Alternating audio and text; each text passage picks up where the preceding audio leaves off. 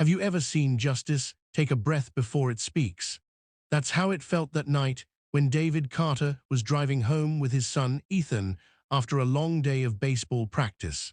The sun had just set, painting the small town in gold, when flashing red and blue lights filled their rearview mirror. David's heart skipped, not because he did anything wrong, but because he knew what could happen when a black man met the wrong kind of cop. Officer Miller stepped out of the patrol car with a smirk that told more than his badge ever could. "License and registration," he barked before David could even greet him. David's hands trembled slightly as he followed every rule, hands visible, slow movements, no sudden gestures. Ethan whispered, "Dad, did we do something wrong?" David forced a smile. "No, son, we didn't." But Officer Miller leaned closer, his flashlight hitting Ethan's scared face. "Teaching your kid to drive without a license, huh?" he said mockingly. David tried to explain, but every word was met with disrespect. "Out of the car," Miller shouted. Ethan's small voice trembled. "Please, sir, my dad didn't do anything." The officer ignored him and pushed David against the hood. The sound of metal and fear filled the air.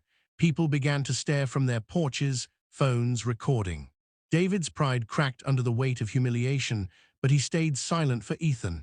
When the officer finally let him go, his words cut deeper than any shove. "Next time, stay in your place." David held Ethan's hand, and the two walked back to the car, their silence heavier than the night itself. Ethan's eyes were full of questions that David couldn't answer. He looked toward the sky and whispered, "One day, son, they'll see who we really are."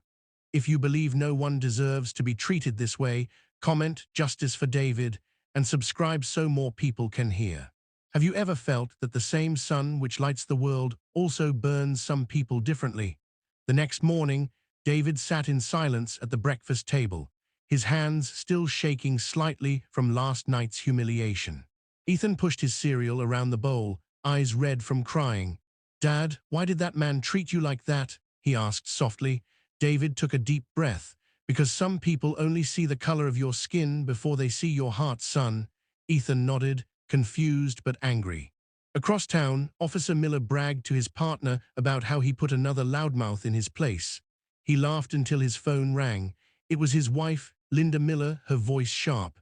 "Mark, I think you need to see this," she said.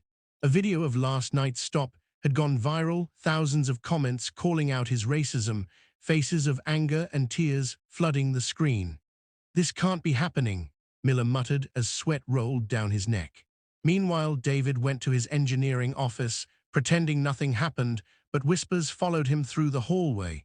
His boss, Mr. Jenkins, called him in. "I saw the video, David. You handled yourself with dignity.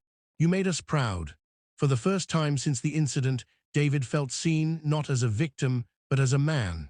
That evening, Ethan sat by his dad on the porch and said quietly, "Dad, you always told me that truth comes back, right?" David smiled faintly.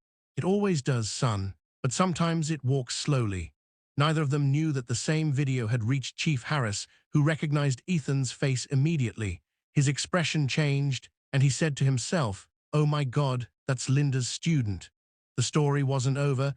It was only beginning to unfold in ways that no one expected.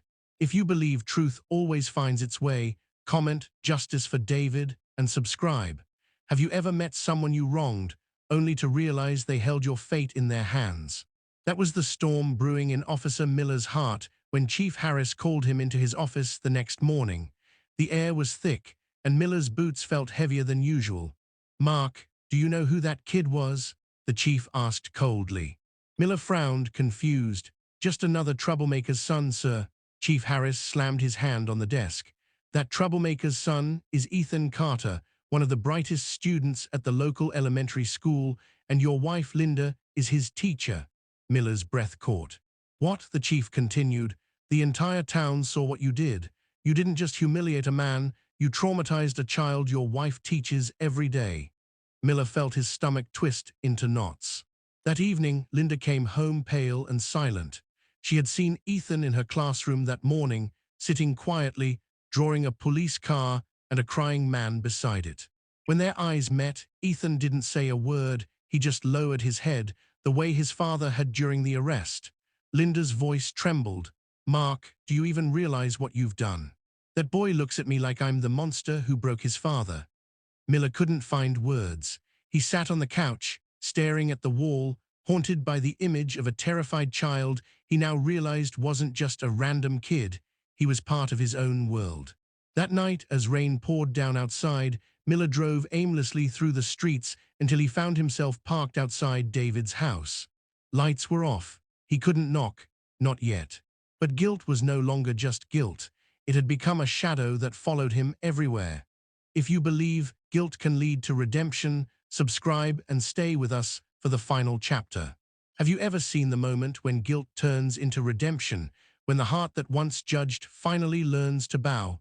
The next morning, the town of Brooksville buzzed with tension. Everyone had seen the video, everyone knew the names. But only one person carried the full weight of the truth, Officer Miller. He hadn't slept all night. Every time he closed his eyes, he saw Ethan's terrified face and David's silence that screamed louder than any protest. Miller walked into the station with his badge feeling heavier than ever. Chief Harris stood by his desk, disappointment written all over his face. "You embarrassed this department, Miller," he said firmly. "You embarrassed the law you swore to protect." Miller nodded, his voice breaking. "I know, Chief. I need to make it right." Meanwhile, at the Carter household, David was fixing breakfast when a knock echoed at the door. When he opened it, Miller stood there, soaked from the rain, hat in hand, his eyes filled with shame. "Mr. Carter," he began quietly, "I came here to apologize not as a cop, but as a man who lost his way." David didn't say a word at first. Ethan peeked from behind the door, clutching his sketchbook. Miller noticed the same drawing his wife had described: a police car, a crying man, and a small boy holding his father's hand. His voice cracked. "Ethan, I'm sorry I hurt you and your dad. I forgot that behind every face there's a story." Tears filled the boy's eyes, and for a long moment no one spoke. Then David said softly, "You can't erase what happened, officer. But maybe you can start by being the man you want my son to believe exists." Miller nodded, tears running down his face. He took off his badge and placed it on the porch rail. "Maybe I'll earn it back one day," he whispered. Days passed, and something unexpected happened. The same video that showed hate now showed healing. News outlets shared clips of Miller publicly apologizing, standing beside David and Ethan at a community event. "We can't fix the past," Miller said on camera, "but we can decide what kind of future our children will see." The crowd stood in silence and then clapped. David looked at his son, his eyes proud. "See, Ethan," he whispered, "sometimes justice doesn't wear a uniform. Sometimes it just needs a heart to speak." That night, as the sun dipped below the horizon, Ethan wrote in his school essay, "My dad taught me that silence is not weakness, it's the sound of strength waiting for its moment." And in that small town, for the first time in a long time, the sound of understanding was louder than the sound of sirens. If you believe the world needs more voices like David's and more hearts willing to change like Miller's, comment "Justice for David" and subscribe so these stories keep reminding the world that justice begins with compassion.